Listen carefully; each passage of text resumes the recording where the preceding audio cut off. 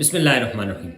MD cat का test 200 number पर मुश्तमिल होता है और इसमें पांचवा और आखिरी हिस्सा लॉजिकल रीजनिंग का होता है और इसमें 6 क्वेश्चंस 2024 में केएमयू के टेस्ट में आए थे। हम उनको वन बाय वन देख लेते हैं और उनको डिटेल में सॉल्व कर लेते हैं। 195 नंबर से लेकर 200 सीरियल नंबर तक हमारे पास एमसीक्यूज थे लॉजिकल रीजनिंग के। 195 नंबर एमसीक्यूज है, a store offers a 10% discount on all items. After applying the discount the price of an item is ₹450। What was the original price of the item? हमारे पास options हैं ₹490, ₹495, ₹500 या ₹505। इसको हम हल कर लेते हैं। लॉजिकल रीजनिंग का क्वेश्चन हमारे पास 195 number. A store offers a 10% discount on all items, यानी एक स्टोर है जिसमें मुख्तलिफ तरह के आइटम्स हैं, मुख्तलिफ तरह की चीज़ें सेल होती हैं, वो हर एक चीज़ के ऊपर 10% डिस्काउंट देता है। After applying the discount the price of an item is ₹450। एक चीज़ के ऊपर अगर डिस्काउंट दिया जाए तो उसके बाद जो चीज़ सेल होती है वो 450 रुपये की होती है। What was the original price of the item? तो उस चीज़ की, उस आइटम की ओरिजिनल प्राइस क्या थी? ओरिजिनल प्राइस से क्या मुराद है? यानी वो मार्क्ड प्राइस, वो टैग प्राइस के जो डिस्काउंट से पहले थी। हम इस सवाल को मुख्तलिफ तरीकों से कर सकते हैं, लेकिन हम यहाँ इसको प्रोपोर्शन के तरीके के मुताबिक कर लेते हैं। हम लिख लेते हैं कि original price ratio original price proportion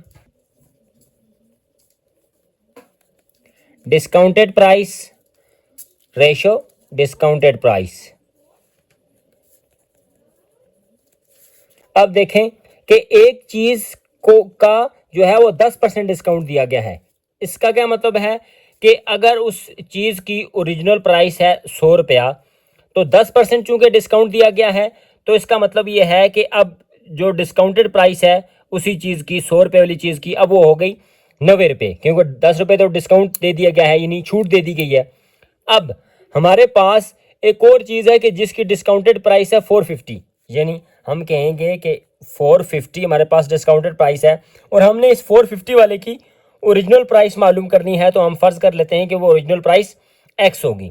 अब हमारे पास ये प्रोपोर्शन बन गई 100 रेशो एक्स प्रोपोर्शन 90 रेशो 450। हमें पता है कि प्रोपोर्शन में जो product of means is equal to product of extreme होता है, यानी x multiplied by 90 is equal to 100 multiplied by 450। x की वैल्यू हमने फाइंड करनी है। x बराबर हो जाएगा 100 मल्टीप्लाइड बाय 450।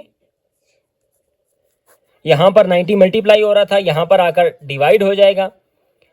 10 10s are 100 और 9 10s are 90। 1 9 is 9, 4 5 9s are 45 और 0 के साथ 0 यानी 50, 9s are 450। हमारे पास बच गया 10 मल्टीप्लाइड बाय 50 जो कि होता है 500, यानी उस चीज़ की डिस्काउंट के बाद जो प्राइस है वो 500 रुपया बनती है, जो कि है option B.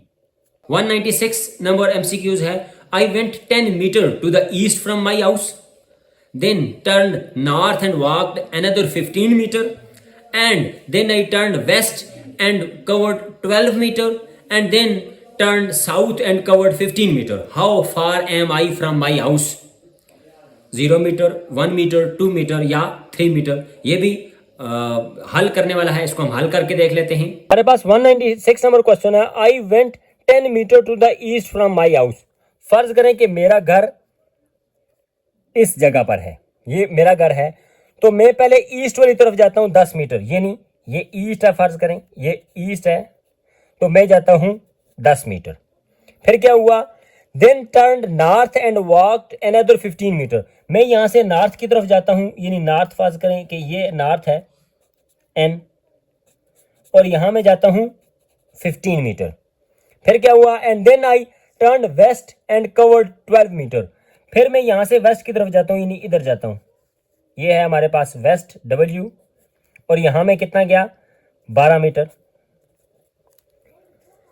And then turn south and covered 15 metre, और फिर मैं साउथ की तरफ आया और 15 मीटर का फासला मैंने तय किया, ये हो गया मेरे पास साउथ, और ये हमारे पास हो गया 15 मीटर। सवाल क्या है कि how far am I from my house, मैं अपने घर से कितना दूर हूँ। अब देखें 10 मीटर इधर, फिर 15 मीटर, फिर 12 मीटर, फिर 15 मीटर, ये भी 15 है, ये भी 15 है, और ये 12 है, ये हमारे पास 10 है, और ये हमारे पास वो जो हमने फासला निकालना है, मालूम करना है, हम इसको कह लेते हैं x। अब देखें हमारे पास ये रेक्टेंगल बन रही है कि जिसमें एक तरफ वाली जो शॉर्टर साइड है वो हमारे पास है 12 और लॉन्गर है हमारे पास 15। अब अगर ये सारी 12 है तो इसका मतलब है कि ये जो इसके सामने है ये वाली भी 12 ही होगी, ये भी 12 मीटर ही होगी। अगर ये सारी 12 है और यहां से लेकर यहां तक 10 है तो फिर यहां से लेकर यहां तक ये क्या हो जाएगी 12 माइनस 10, यानी फिर ये 2 मीटर बच जाएगी। तो इसका मतलब है कि मैं अपने घर से 2 मीटर के फासले पर हूं, यानी ये जो x वाली वैल्यू है ये 2 मीटर है, जो कि है हमारे पास ऑप्शन सी। 197 नंबर क्वेश्चन है, if a is greater than b, b is greater than c and d is greater than a, then हमने बताना है कि कौन सा सही है। b is less than d, a is less than c, b is greater than d या c is greater than d। ये भी हल करने वाला क्वेश्चन है। 197 नंबर एमसीक्यूज है, if a is greater than b, b is greater than c and d is greater than a, then हमने बताना है कि इन चारों ऑप्शंस में से कौन सा ऑप्शन दुरुस्त है। अब देखें a हमारे पास b से बड़ा है और b c से बड़ा है और d a से बड़ा है, तो इसका मतलब यह है कि d सबसे बड़ा है, d बड़ा है a से। अब देखें d is greater than a, ये वाली बात हो गई। अब क्या है कि a किससे ग्रेटर है b से, यानी a is greater than b। अब b किससे ग्रेटर है c से, b is greater than c। तो ये इक्वेशन इस तरह बनेगी हमारे पास, यानी d is greater than a is greater than b and b is greater than c। अब हमने देखना है कि इन ऑप्शंस को देख लेते हैं कि b is less than d, यानी b छोटा है d से। अब देखें b छोटा है d से, बिल्कुल ऐसे ही है, b छोटा है d से, ऐसा ही है, और d सबसे बड़ा है। तो अब दूसरा ऑप्शन हमारे पास a is less than c, यानी a is less than d नहीं है बल्कि ये c है, a c से छोटा है। तो देखें a c से तो बड़ा है, यानी ये गलत हो गया। b is greater than d, अब b d से बड़ा है। अब देखते हैं कि b d से बड़ा नहीं है बल्कि छोटा है, इसका मतलब ये भी गलत है। और c is greater than d, के c d से बड़ा है, ऐसा नहीं है बल्कि d c से बड़ा है। तो इसका मतलब ये है कि हमारे पास जो ऑप्शन a है वो दुरुस्त है कि b is less than d, यानी ये वाला ऑप्शन। 198 नंबर एमसीक्यूज है, find out the missing term in the sequence. हमारे पास सीक्वेंस है 15, उसके बाद है 14, उसके बाद है 12 और उसके बाद है 19। हमने अगली टर्म बतानी है कि अगली टर्म 5 होगी, 6, 7 या 8। अब देखें हमारे पास 15 है, 15 में हमने क्या किया कि 14 आया। अब देखें कि 15 में से हमने 1 निकाला तो 14 आ गया। अब 14 में हमने क्या किया कि 12 आया, 14 में से हमने 2 माइनस किया तो हमारे पास 12 आया। 12 में क्या किया कि हमारे पास जवाब आ गया 9, तो हमने -3 किया। हमारे पास ये जो -1, -2, -3 आ रहा है, हम इसको कहते हैं कॉमन डिफरेंस। पहले में है कॉमन डिफरेंस -1, फिर -2, -3। अब इसी सीक्वेंस को बरकरार रहना चाहिए, तो आगे जो कॉमन डिफरेंस है वो क्या होना चाहिए, -1, -2, -3 और -4। यानी अब हम 9 में से -4 करेंगे तो हमारे पास जो अगले रकम आएगी वो आ जाएगी 9 - 4 बराबर है 5। तो ऑप्शन ए दुरुस्त हो जाएगा। 199 number question, all omnivores are herbivores, no herbivores are carnivores, some carnivores are humans, which of the following conclusions are true. हमारे पास जो कंक्लूजन्स हैं वो हैं, एक सम ह्यूमंस आर कार्निवोर्स, दूसरा कंक्लूजन है नो कार्निवोर्स आर ओमनिवोर्स, तीसरा कंक्लूजन है सम ओमनिवोर्स आर कार्निवोर्स। अब हमारे पास जो ऑप्शंस हैं 4, उनके बारे में हमने बताना है कि कौन सा ट्रू है, 1 and 2, 1 and 3, 2 and 3 या सिर्फ 3। 199 नंबर एमसीक्यूज है, ऑल ओमनिवोर्स आर हर्बीवोर्स, तमाम हमाखोर सब्जी खोर होते हैं। नो हर्बीवोर्स आर कार्निवोर्स, कोई भी सब्जी खोर वो गोश्त खोर नहीं होता, कार्निवोर्स का मतलब होता है गोश्त खोर। सम कार्निवोर्स आर ह्यूमंस, कुछ गोश्त खोर इंसान होते हैं। Which of the following conclusions are true, मंदरजा झैल हमारे पास 3 कंक्लूजन्स दिए हुए हैं, इनमें से कौन सा दुरुस्त है। कंक्लूजन्स कौन कौन से हैं, some humans are carnivores, no carnivores are omnivores, some omnivores are carnivores. अब देखें कि सम वुमेन्स आर कार्निवोर्स, कुछ इंसान गोश्त हो रहे, बिल्कुल ऐसा ही है। यहाँ पर हमें बताया गया है कि जो कुछ इंसान हैं वो गोश्त खो रहे हैं। यहाँ पर लिखा हुआ है कि सम कार्निवोर्स आर वुमेन्स, यानी कुछ इंसान कार्निवोर्स हैं, तो ये यहाँ पर ये दुरुस्त है। आगे देखें, नो कार्निवोर्स आर ओमनिवोर्स, कोई भी कार्निवोर्स यानी गोश्त खाने वाले वो ओमनिवोर्स नहीं है। क्यों? इसकी वजह क्या है यहाँ पर बताया गया है, ये दुरुस्त है ये गलत है।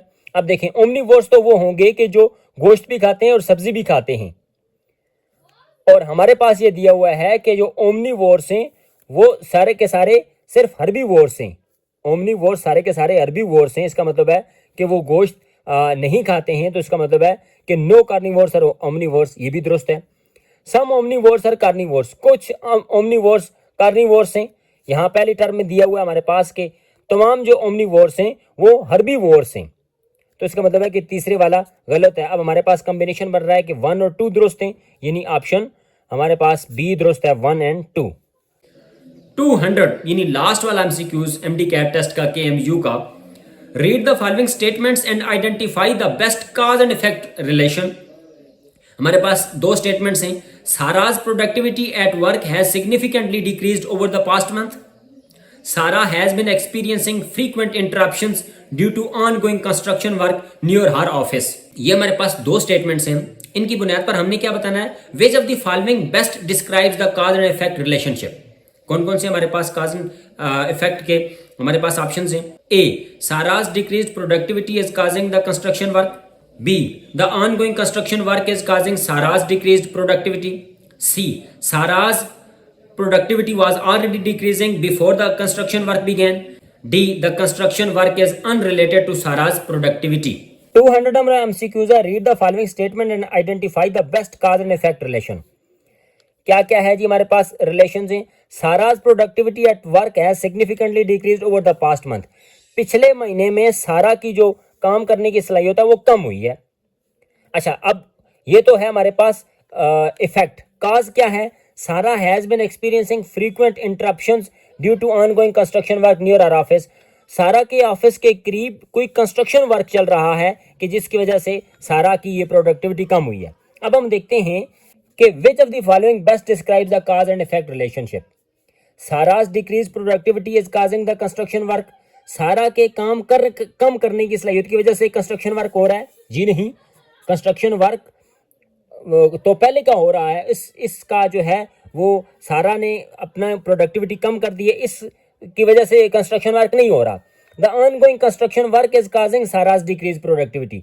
सारा का काम इसलिए कम हो रहा है क्योंकि उसके ऑफिस के गिर्द जो है वो कंस्ट्रक्शन वर्क हो रहा है। बिल्कुल ये दुरुस्त काज एंड इफेक्ट है। यही वजह है कि ज़ाहिर कोई शोर होगा, कोई मशीनें चल रही होंगी, तो इस वजह से सारा की प्रोडक्टिविटी कम हुई है। Sara's productivity was already decrease before the construction work begin.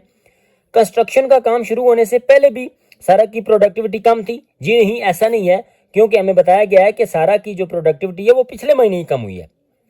The construction work is unrelated to Sara's productivity. Construction work का सारा की प्रोडक्टिविटी के साथ कोई ताल्लुक नहीं है। तो जी ऐसा नहीं है, कंस्ट्रक्शन वर्क के बाद ही सारा की प्रोडक्टिविटी कम हुई है, तो कंस्ट्रक्शन वर्क का सारा के साथ ताल्लुक है। तो इस तरह हमारे पास जो ऑप्शन बी है, यानी कंस्ट्रक्शन वर्क की वजह से सारा की प्रोडक्टिविटी कम हुई है, ये दुरुस्त है।